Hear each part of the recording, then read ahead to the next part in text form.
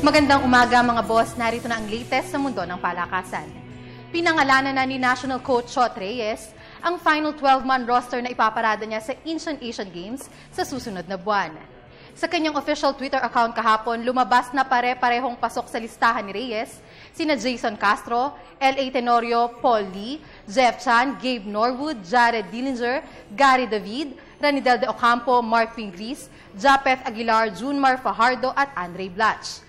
Hindi naman napasama sa lineup sina Jimmy Alapag, Bo Belga, Jay Washington at Marcus Douthit. Si Lina nagpamalas ng impresibong performance sa nakalipas na FIBA Asia Cup, ang sinasabing pumalit sa pwesto ni Alapag. Si Dillinger naman ang humalili sa pwestong binakante ni Larry Fonasher, habang pinalitan naman ni Blatch si Douthit. Ang Gilas Quintet ay nasa kasagsagan ng kanilang preparasyon para sa pagsabak sa FIBA World Cup sa Spain at Asian Games. Samantala, hindi sang-ayon si top-rank head honcho Bob Arum sa pagpasok ni Manny Pacquiao sa professional basketball. Ito'y dahil lalo umanong mapupuno ng distractions ang training camp ng Pinoy champion para sa mga paparating na laban. May report si Nicole Ramos. Malaki ang posibilidad na atasan ni top-ranked Big Boss Bob Arum si Manny Pacquiao na magbitiw sa pwesto bilang playing coach ng PBA newcomer na Kia Motors. Ito'y dahil naniniwala siya na mahirap pagsabayin ang basketball at boxing. At upang matiyak ang distraction-free training camp para sa November 23 showdown kontra American Chris Algieri, pinakiusapan ni Arum si Pacquiao na mamalagi ng 6 na linggo sa Wildcard Gym sa Los Angeles, California. Samantala, maging si sports radio anchorman Renato Lirio ay katigrin sa pakiusap ni Arum na ibalik ni Pacquiao ang focus sa boxing. Wala talagang dudulot na mabuti yung pagsasabayin yung training kasi talagang strong distraction yan. Hindi lang basta distraction, strong distraction. So it has to be that way. Tama si Mr. Atty. Bob Arum. Kasi this is boxing. Alam mo na, naka-expose yung buhay mo yan. Parehan may 2 kamay. Hindi naman maaaring baliwalayin si Algieri, si Chris Algieri, kasi undefeated yan eh. Bukod sa boxing at basketball, pinasok na rin ni Pacquiao ang mundo ng politika, showbiz, product endorsement, billiards, darts at iba pa.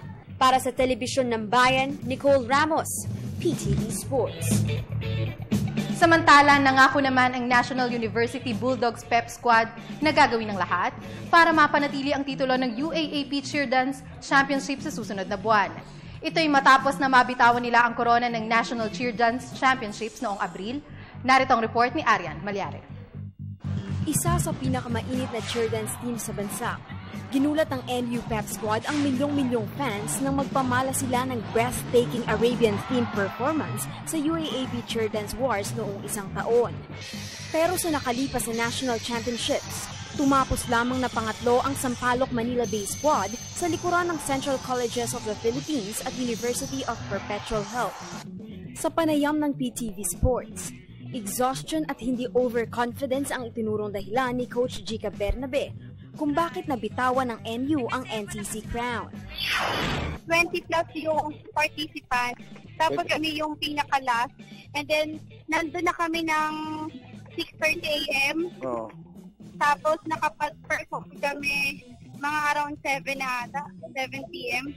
Okay. So medyo parang one factor yon. And second is, siguro hindi namin na anticipate kasi yung naging major mistake nila, yung naging fall nila nung competition, hindi yun nangyari nung practice. At base sa resulta ng draw, huling magpe-perform ulit ang NU sa UAAP Cheer Dance competitions ngayong season, bagay na hindi na ikinababahala ni Bernabe. Siyempre yung mga bata, ayaw na nilang ma-experience yung na-experience nila last NCC. So this time, since UAAP is another league, ayaw nila mismong ma-experience yun sa major league namin. So siguro maganda na rin ang nangyari before the UAAP para at least yung mga bata, mas focus sila ngayon and mas gutom na manalo ulit. Samantala, masayang ibinalita naman ni Team Manager Patricia Chunsin Napuspusan ng preparasyon ngayon ng Bulldogs para maisakatuparan ang misyon na maipagpatuloy ang dominasyon ng UAAP Chair Dance Championships. Bukod sa team event, idedepensa rin ng NU sa UAAP Chair Dance competitions ang titulo ng 5-man group stunts at dito ay muli silang sasandal sa babaeng parang walang buto na si Elastic Woman Claire Cristobal. Para sa Telebisyon ng Bayan, Arian Malyare, PTV Sports.